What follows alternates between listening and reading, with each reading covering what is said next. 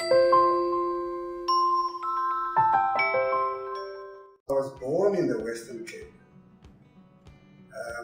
And you know, in those days, our parents would send us to your grandma. So I was sent to my grandmother and my brother and my sister to Alice near the University of Fort Hare. Those were very, very early years, but you could see that, but there's something missing here. There's no mother, there's no father here.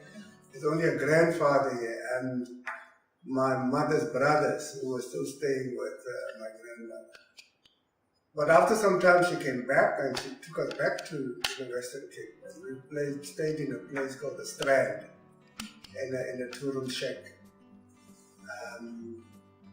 It used to be a milking stable. And so what do people do? They just up in just like, you know, when I see people doing these things and putting up a shack, I suppose that's what my mother did. She just got some material and put up this thing where she saw that they are no longer milking the cows in the shed here. So she put her little piece to it, and that's where we stayed. And of course, she was, to keep the fires burning, she was working in a factory. These canning factories. Western Cape is known for its food, so there's canning factory. And to augment her salary, she was also selling illegally liquor. She was also selling illegally, so she was a shebeen queen. And that's how we grew up. That's where my love for sport grew, you know, because I was staying next to a rugby field. And I walked to the school, it was 2 minutes. The shack was not far from the school. So I walked to the school, and the attitude of colours towards sport was just something else. Yeah. Everybody wanted to play. And it was not so big in the school, but very big in the community. I sometimes count the number of clubs, rugby clubs that we had. There must have been about 12 in that Strand area. One day, the biology teacher, Dr. Herman, now Professor Herman, came into the class and he said, hey, Gideon, can you just organize this rugby team? Now, our high school was outside Cape Town. So, you know, there's a term that colored people use when you're not in town, you're a plus jockey. So you're not from the city, you're out on the outskirts. Yeah. So they regarded us as plus jockeys, you know, and so we never had enough competition. Our competition was a school in between Somerset West and Cape Town, Forry, and it was what we would call today a school for those naughty boys, and correctional kind of school. Huh? Okay. So he said, organize this team of yours and let's go and play. I mean, we'd never had a consistent team at Gordon High. So he says, go, let's organize. So off we go to foreign, we play these guys. I tell you, it was unbelievable. They play in the sand. Foreign is like a sandy. Yeah. So their field is a sand pit almost, you know. Yeah, I tell you, they pulled us left, right, and center on that sand beach. Anyway, and what they would do with the poor guys in the scrum, they would really dip them into the sand. So when you wake up in your sand filled, you know, face full of sand. Hey, I tell you. So that's me. So in that kind of atmosphere, being at school and being in the community, always involved in sport. And in the club, though we were juniors, the one thing that I still remember very well is that you had to go to meetings, something that I don't see anymore now. You had to go Wednesday evenings were club meetings. And the guys would say to us, hey, Julle Owens, sit daarachter, sit at the back and shut up, on your mond. They didn't say, on your man, they said, on your back. Yeah. Sit at the back then, so, you know, and we learned from them how they ran the meetings, how things were organized, how the reports were given by the coach and so on. And so, you know, it was almost like, but this is how it should be done. So I grew up in that kind of atmosphere.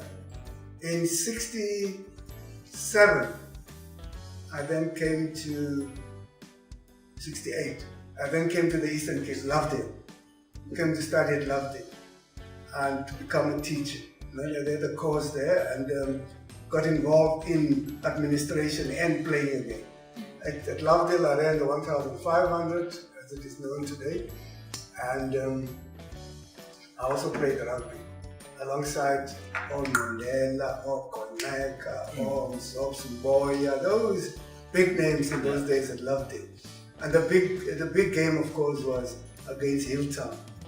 And every now and then with Fremantle, every now and then with Port St. John's. So, you know, it never left me, this thing of being in sport and being in administration. I know that at Lovedale, you know, a guy from Pedi, Mavuso, wrote at a magazine, and he said to me, hey, I'll give you that little piece there. And then at the top there, it was Sammy's Corner. And I would write everything, and to the annoyance of Mr. Van der Merwe, the principal, he said, some of your things are not. But you know, I just enjoyed doing that. It has always been my view that if you are in sport, you know, be passionate about it. There's no other way of really doing sport or managing sport. You have to be passionate about it, and you have to make sure that whatever you do is something that people can associate with. So all those years of being a teacher in Alice, ensuring that my own kids, all of them, that I taught them something to take out to the villages. So in the end, it ended up with each of the villages around our school or around Alice had a rugby club and a netball club and a soccer club. Because what we did was go out. So there was a team in Mavuso, there was a team in Kumasha, there was a team in Upper Kumasha, there was a team, Stofila's team, and where, you know, Mike Stofila came from. And there was a team right under the mountain in Hoxburg. So, you know, that's how we built up this whole thing. And then, you know, when we really established Victoria East Rugby Union, Veru, there was a Victoria East Netball Union, there was a Victoria East Soccer Union, and in that stuff led us to take this as a platform for really educating our people about what is going on in the country. You know, it's in a very, very quiet way. It was not standing on a platform, but, you know, on a Sunday morning, we'd get into his car, drive up to a village, and there's no hall of school hall. They're sitting next to a kraal, and they're preparing for a Sunday afternoon match. Because most of our matches in the Alice area, Victoria East area, were Sunday afternoon matches. At a later stage, people saw that, but how is it that this Victoria East is so organized?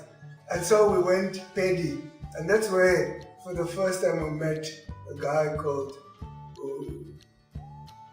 Unomenti Nenane.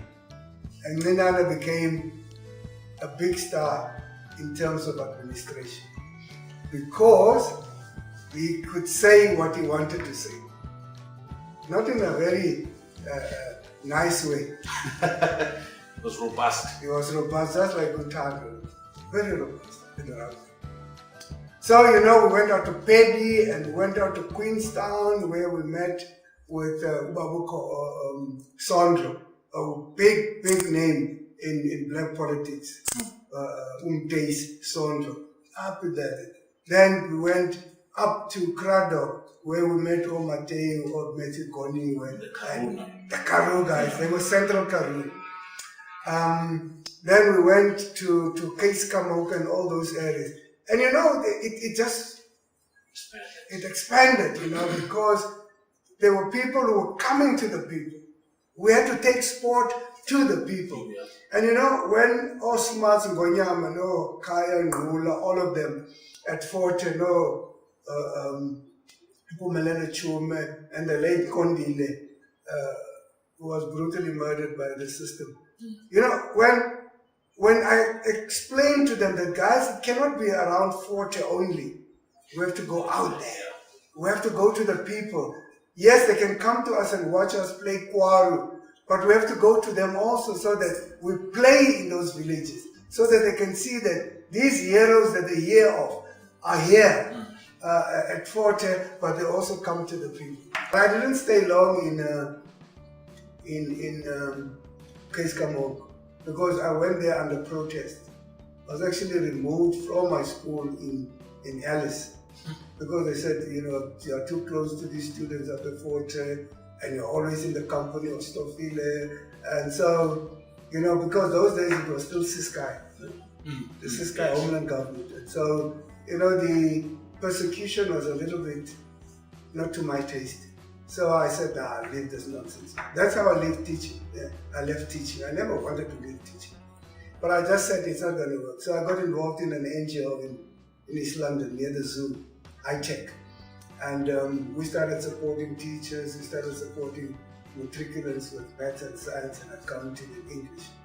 And after that, it just grew. Because now I was involved with border swimming, and I got involved in the beginning stages of the National Sports Council. Yes. With Opila, Menane, Luleki George, Tobin, Kamza, the whole lot of us. Osmats and Wanyama, the whole lot. So we started moving now. Because now we're challenging what we had seen with SACCOS. Because remember, we came, that non-racialism that we preached Alice and all those villages. I'll tell you a story about a farmer in the Beaufort area, at Butterford. This farm, Butterford. And there was a team from Butterford that always came out to play in Fort Beaufort and village in the township. Then one day the farmer stopped this tractor and trailer of his workers to come to, because he discovered that, hey man, they're getting cleverer and cleverer. There must be something there. As that teams so Winter Rose, as that team